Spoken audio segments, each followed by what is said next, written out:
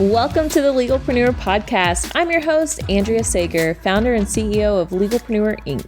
As a serial entrepreneur and someone that works exclusively with small business owners legally protecting their business, I'm dedicated to covering common legal issues faced by business owners, providing you with the business knowledge you need to catapult your business's growth and showing you just how some of the world's most elite entrepreneurs have handled these legal and business issues themselves. In true attorney fashion, the information in this episode is not legal advice. This is for informational purposes only, and you should always consult with your attorney before implementing any of the information in the show.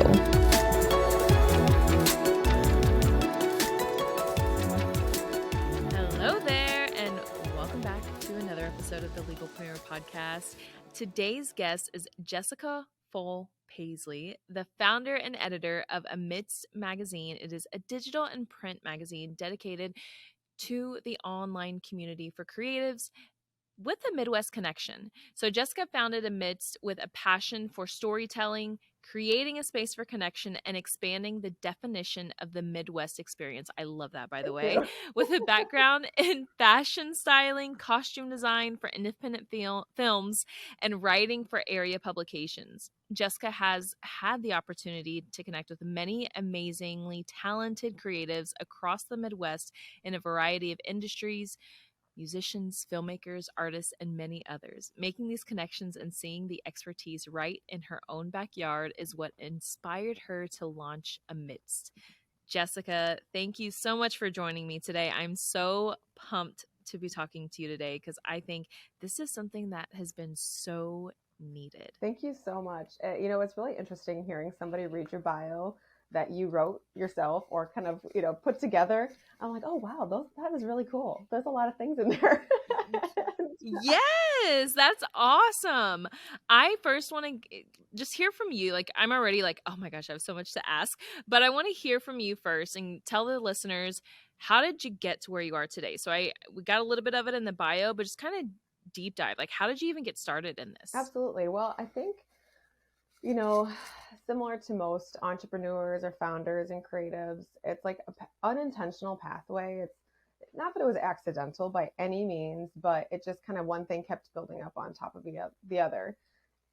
I worked a corporate background for a really long time. I also worked a nonprofit background for a very long time. And in both of those worlds, which were very different, I was always the one that was, what do they call it? The entrepreneur, the person who's trying the new projects within the company within as much as you can. So I was always the one who was doing special events or, strategic initiatives, all the things that were kind of new and up and coming. So it was really interesting to transition some of those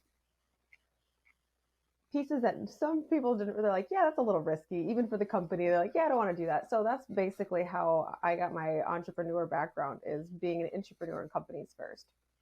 And as far as the magazine goes, that, I was a frustrated Midwest creative and was someone that was like, okay, I've been told my entire life that if you want to be successful as a creative, and you have to leave. And you have to go to either coast. And I love both coasts, but I think that you can be a successful creative right here in the Midwest. And with my background too, I grew up in the middle. I grew up in the middle of the country. I grew up in the middle of two cultures. I grew up in the middle of two languages. The magazine is actually in English and in Spanish, which is really important for me. I love the whole that. thing. Yeah, thank you. And that's part of where, my bio, you said expanding the definition of the Midwest experience is to just enhance what people think of the Midwest. People think, they hear Midwest, they think corn, they think flat, they think, flyover territory, yeah. But there's nothing going on, and there are so many things going on. I'm actually based in Iowa, right where Iowa, Illinois, and Wisconsin connect, on the Mississippi River. So it's really cool to see. I'm 3 hours from Chicago. I'm 3 hours from Des Moines. I'm 4 hours from Minneapolis. So I have access to a lot of things. And because of my background in fashion styling, I've been doing styling for about 15 years. So image consultant work, professional image presentations. And when you're the only person in the area that does that, you have, you kind of a broad reach. Yeah. And that expanded into doing costume design for independent films and some other things. So as a frustrated Midwest-based creative who was like, okay, nobody's covering this stuff. Like, Vogue has all their amazing features, but if I submit there, like I'm this tiny little fish and, submitting there, I'm like, okay, there needs to be something here in the Midwest that highlights the work that creatives are doing. So I actually started something in 2020. I called it a capsule magazine based on like capsule wardrobe, only the essentials. It was a print and digital. So the print was just one sheet cover. And then on the back side was our table of contents, and then everything else was digital. So we did 3 issues, January 2020, February 2020, and then March 2020. March 2020, I was stuck with about 10,000 prints that no one would touch because, Oh my COVID. gosh. So nobody would touch them. And by the time things started to open up a little bit, kind of where I'm at, it was September of that year. And everything said March. So people thought it was old. It was still, it was always wanting to be timeless, evergreen material, but it was dated. So I learned 2 things. I joked that it was my expensive beta test is, one, people want print and digital, but they don't want them together. They want a print piece they can hold and keep and collect, and they want digital, whereas the more fast moving, ongoing update things. And then don't date anything, because then when you date it, then it's no longer relevant. So I took the summer. At the time I had a 1-year-old, she's now 3.5, and, spent isolation with her, in a kiddie pool for however many weeks we were there, and had a great, great summer. My mom actually, unfortunately, was one of the first people who had gotten COVID. She's okay now. I always tell people that, but it gave me a lot of reflection on what I wanted to do as a mother, how I wanted to have a business and do like this creative thing, in all these different areas. So in that fall, the concept of Amidst came to me. And of course I have to show this, because I think this is the coolest piece, is that how we have like our logo. So Amidst, when I finally figured out what it was, to highlight the Midwest.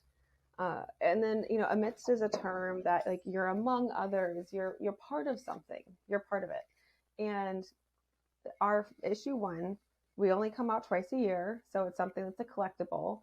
I had a lot of help actually from another Midwest-based publication that actually ended in 2020, the same time I was picking up. So they gave me like 6 years worth of publication knowledge that I would not have had otherwise. And that's awesome. I'm not sure that you'd get that in every industry, but I've been really fortunate to have people want to help and want to see this succeed. And, there's just so many pieces to it that that's kind of where we started, but I'll get to the rest of it more as we continue our conversation. That's incredible. And like, my hat off to you. Like, I tip my hat to you, because I can only imagine having 10,000 print copies of something when COVID hits, and that would have just set me over the edge. It's like, okay, I'm done with this. There was a little bit of that. time to move on to the next thing, which, I mean, you did, but you're still in the same industry, still pretty much doing the same. I mean, it's a magazine, and I know how hard anything print is, and then still magazines, we've been hearing newspapers, magazines are all dying, but you have found a way to still make it work, which is incredible. And I love the spin on Amidst, having it bring together the Midwest. And one quick question that I have is, what is considered the Midwest to you? Because I know I'm in Texas, and so sometimes we're considered the Midwest, sometimes we're not, sometimes we're just the South. And so I want to hear from you, what is your version of the Midwest? So that was a big struggle at the very beginning, because there are so many definitions of what the Midwest is. And yes, technically, so we didn't include Texas. I apologize, because, that is, I do consider Texas South, but, because but straight down. But we had, where, with my background in nonprofit, and we did a lot of surveying and things like that. And what I've found is the best ways to kind of mimic the federal government in, some ways, but we did the federally recognized 12 Midwest states. Okay. So, we have them listed. It's, Iowa, Illinois.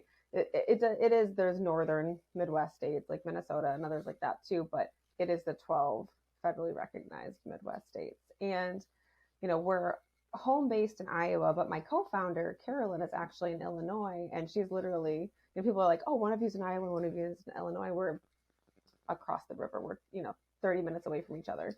And she, we have that kind of starting area, and then we have a lot of connections in Wisconsin. So we've really started, because of our reach here, Iowa, Illinois, and Wisconsin is very, very prevalent in issue 1, with a little bit of Minnesota, because we have a great relationship with Fashion Week Minnesota. They've been great to work with. And again, expand the definition of the Midwest experience. When people hear that there's a fashion week in the Midwest, they're like, what? And it's amazing. Like, what are you talking about? It's beautiful. They do a great job. And do y'all is it a lot of Western fashion? That's what I think of when I think of the Midwest. It's a lot of Western fashion. You'd be surprised. No? It's not as much as one would think. I mean, there are elements, of course. And one thing that I've been really excited to see too is the influence of Native American and Indigenous designers in this area too. So it has been, we have it's all over the place. In issue 1, I guess this designer, she has a little flair for Western, but this is one of my favorite looks. And yeah, it's just kind of unique pieces. Megan's walk. And if y'all are listening to this, go watch the full interview on YouTube. If you're listening to this in the car, on Apple Podcast, Spotify, the full video, and you can see what Jessica just showed on YouTube. Oh my gosh. Yeah, y'all definitely need to go watch it on YouTube. And I mean, of course, go check out the magazine as well. But if you want to just see these quick clips, definitely go watch the whole video on YouTube. Absolutely. So one thing that I want to get into is the community aspect. So tell me more about what that means for the magazine. Is it a community for the contributors, the designers? Tell me more about that. So when we first kicked off, I was like, okay, we need a magazine. We need this media piece to tell people stories so they have a space to submit their work exactly how they want it to be told.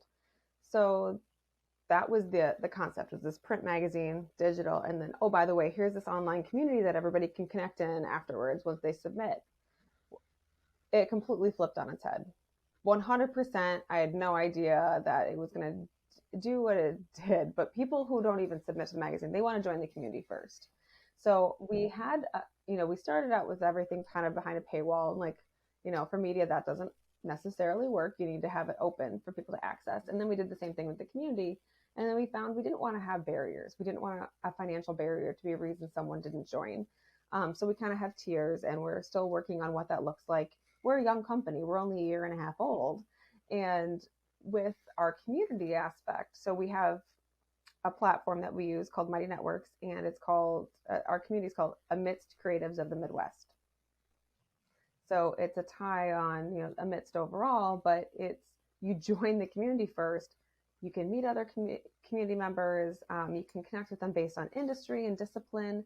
There's a lot of associations are specific to industry. So there's legal groups, there's fashion groups, but there's not anything that crosses over. So, with my limited experience in the film industry, I realized there was a lot of things like you could, people need extras, or they need hair and makeup. They're always looking for a little bit of everything, because film is one that kind of transcends all the areas. So that actually influenced what the community needed to look like for me personally.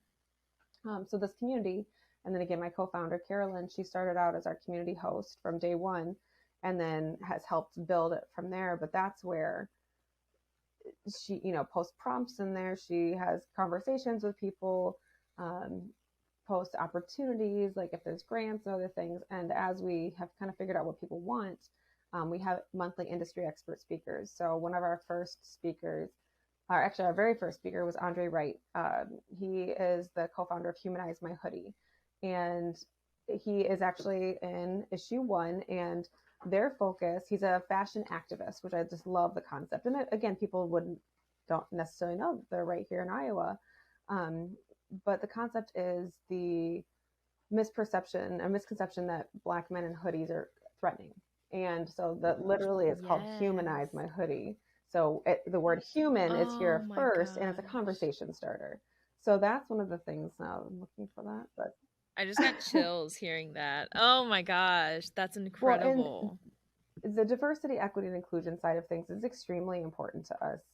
Again, like having the magazine in English and Spanish, we had somebody that um, has different eyesight, so they are colorblind and could only read in certain. So we made sure like the colors were they were able to read that, and all the stories that we're highlighting the diversity that does exist in the Midwest, and Yeah. you know that it's more than what people's stereotype is. And yeah, so this is Andre from Humanize My Hoodie, and they have a documentary actually called The Black Liberation Space, which I love that. You can, so yeah, him and his partner, Jason Soul.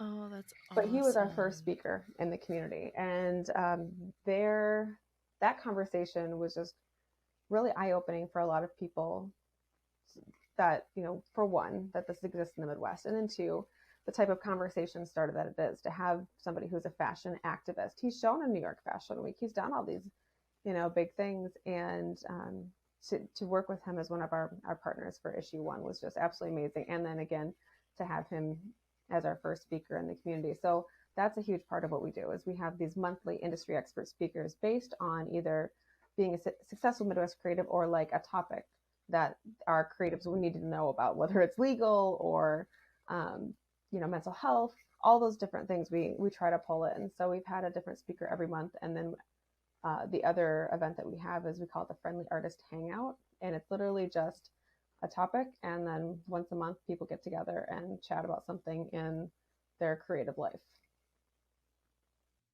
Oh my gosh, that's incredible. I love this. Oh my gosh.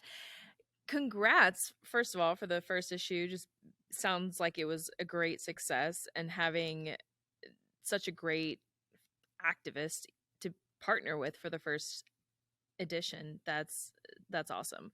So, kind of moving on to the business side of things, well, the legal side of things. I'm curious, have you not I'm going to ask, have you run into any legal issues or questions, or what has come up as you've been creating this magazine? Because as a creator, it's a lot of intellectual Yeah. property. And so I'm curious what has come up for you. That's a great question. So there's been a couple things.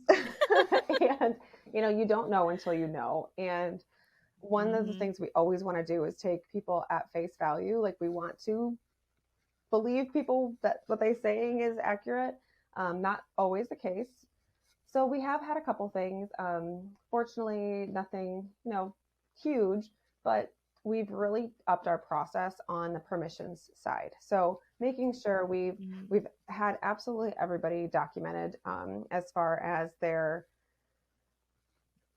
the crediting, excuse me. Yeah. So like getting credits for their work. So, you know, if a photographer submits something, it's the model, hair and makeup, it's the designer, it's all these things that kind of come into play. And then vice versa, if we had like, okay, so for Andre's story, for example, they submitted their photos that their photographer had taken, but by, you know, sending them over to us saying that they had permission from everybody to do that.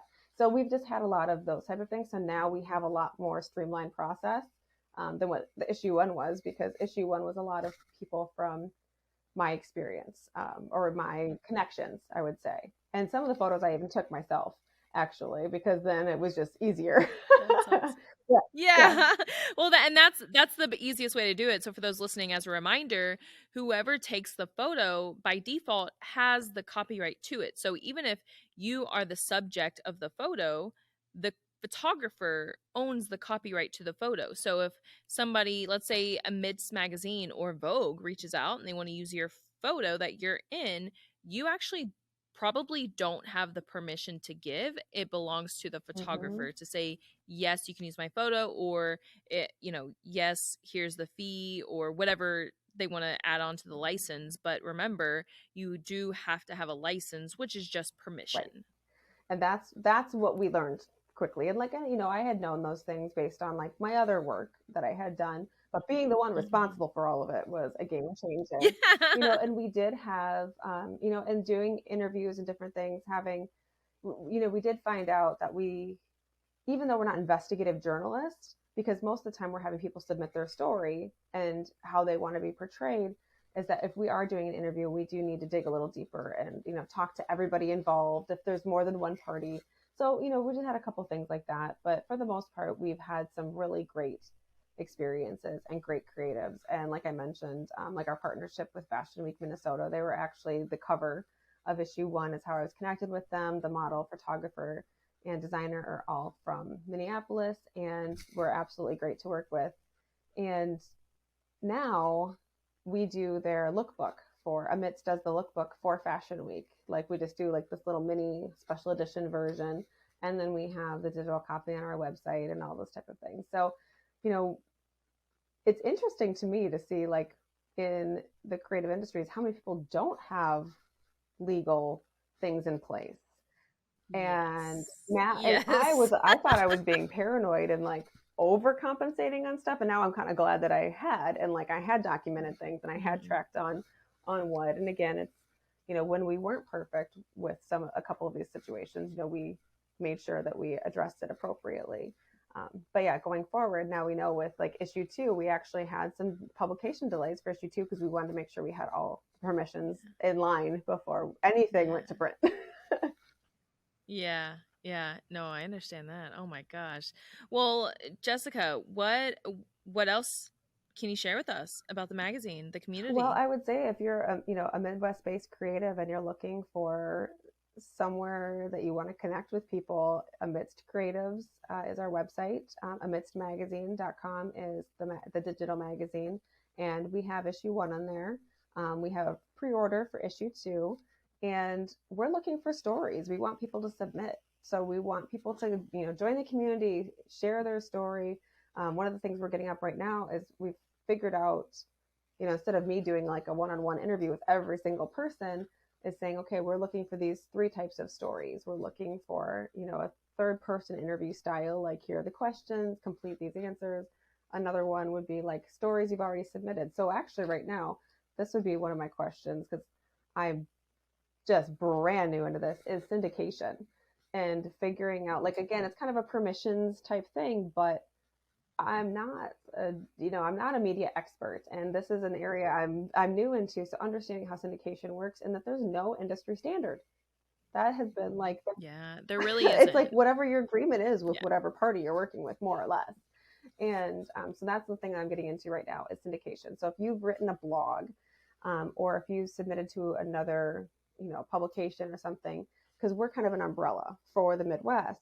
So if there is something that we can say, okay, this was first featured in XYZ publication, but here it is here, and especially if it's only in print, now we can give it, a digital life and, kind of repurpose some of these stories, because there are so many things and we don't have the same audiences. So how we can cross promote like that. So that's one of the things that I'm legally looking into next, is making sure we have all the syndication stuff and where it needs to be. I love it. Yeah, syndication is really tricky because there isn't one standard, and you have to have permission. It really is just the agreement with every single publication. It's different. And so obviously, like for bigger publications, there are some that are just nationally syndicated, but it's a different agreement depending on the publication. So not fun. Well, Jessica, before I let you go, I asked the same question to everyone, and that is, what is your number 1 business tip for those listening? Keep trying. I know it sounds semi-generic, but it's one of those things that's like if you know that what you're working on is going to be successful, you have to keep working on it. And for however many no's or how many obstacles that you might face, there is still, the people who succeed are the ones that you see feel like the overnight sensations, as they had a crazy long journey to get there. And that would be my business tip, is don't give up, just keep trying. Yeah, I love it. Well, Jessica, I know you left the links. Anything else that you want to leave with the listeners? No, I just thank you for the opportunity to be here. And, after this, I'm looking forward to asking you some more legal questions. So I'll be sending you, we'll be working together. Yes. All right. Well, Jessica, thank you so much. You guys go download the magazine, go buy it, go join the community. If you're in the Midwest, go contribute. Like, this is a great way to get your name out there and start building your own business. Absolutely. I am so excited to share with you that from now until the end of the year, you can sign up for the Legalpreneur membership for almost half off. It is normally $349 a month or $34.99 for the year, but from now until the end of 2022, you can sign up for $199 a month or $19.99 for the year. You get all access to your own attorney, unlimited emails, one 30-minute phone call a month, document review, access to all of our contract templates, plus a discount on additional services. And once you get started, we get you rocking and rolling with a business audit, which is where we outline exactly what protection you currently have and what protections you still need. We lay it all out for you. That way you can get started working with your attorney, knowing exactly where your relationship is going. Get signed up. The link is in the show notes. And we are so excited to serve you in the Legalpreneur membership. Here at Legalpreneur, we're committed to providing a supportive legal community for all business owners. I know how scary the legal stuff can be. If you found this information helpful, I would be so grateful if you could share it with a fellow business owner. And quite frankly, it doesn't cost anything to rate, review, or subscribe to the show. Your support helps me reach more listeners, which allows me to support more business owners in their entrepreneurial journey. Have any questions or comments about the show? Feel free to drop me a line on Instagram. I promise I read all of the messages and comments. And if you want to be a guest on the show or know someone that would make a great guest, simply fill out our application form and a team member will reach out if we think it's a good fit. I'll see you in the next episode.